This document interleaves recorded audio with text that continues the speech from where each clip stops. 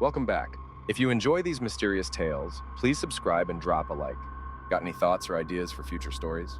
Let me know in the comments. More chilling stories are on the way, so stay tuned. She was waiting for me when I returned from the hospice. Outside by the door. I barged by her or through her. I was so discombobulated that I don't know which and went in. She didn't follow me, just stood by the door. I think she can't come in. I'm certainly not about to ask her. I don't understand why she's doing this to me. She lived a full, respectable life, and she was a catalog of aches and pains that I can't begin to list. She chose to die freely and openly after lots of discussion. Well, some discussion. I told her about the option, you see. The medical staff in our region aren't allowed to raise it with patients after some scandal about homeless or disabled or mentally ill people being pressured into it. I forget which. Some local busybodies took to the press and made a huge fuss, and the sanctimonious old geriatrics who run this place quickly put a fuck ton of extra rules in place. But there's nothing to say that a loving grandson can't gently talk about the option to his suffering grandma, especially since grandma has a nice house, and I was forced to live with my parents. It's the economy, stupid. Until grandma moved to the hospice and someone, I forget who it was, suggested I might as well move into her house since it was lying empty, and she has all these plants need watering and it can be sorted out later.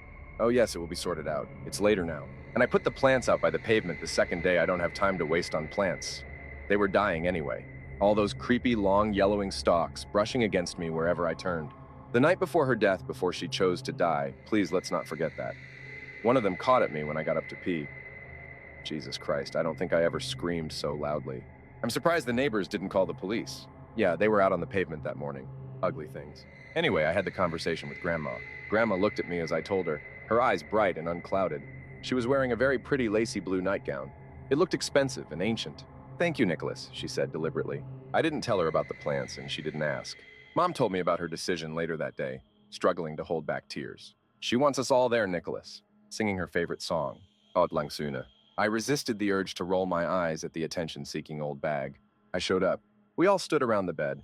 She held Mom's hands, who was sobbing uncontrollably and unable to sing, and I sang and watched the stuff being pumped into her veins. She watched me. I think I was trying not to look. Everything went well. Grandma closed her bright eyes.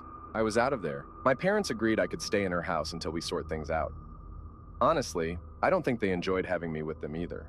She was there when I returned to the house. I genuinely thought it was just a random old lady in a blue dress standing by the door. I remember wondering why she didn't have a coat on. Then I went up. She turned to me and I froze. She opened her mouth and I saw very clearly the gaping black hole. I heard her voice, very deliberate and slow. My plants, Nicholas. The hole grew wider and wider and moved closer to me, starting to swallow me up. I unfroze and barged in. She was still there, standing. I knew I can move past her if I move very fast. And I knew she's not going anywhere, but neither did I. We get used to everything, they say. After a while, I got used to Grandma standing on my doorstep.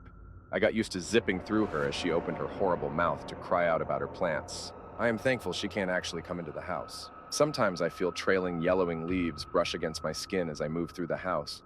From the kitchen, now open and spacious. Thanks to me, to the living room and back, as I go about my day. I don't let it bother me. I am alive. She is not. I have the house. She does not. She made the choice. And we will both live on with that in our own ways.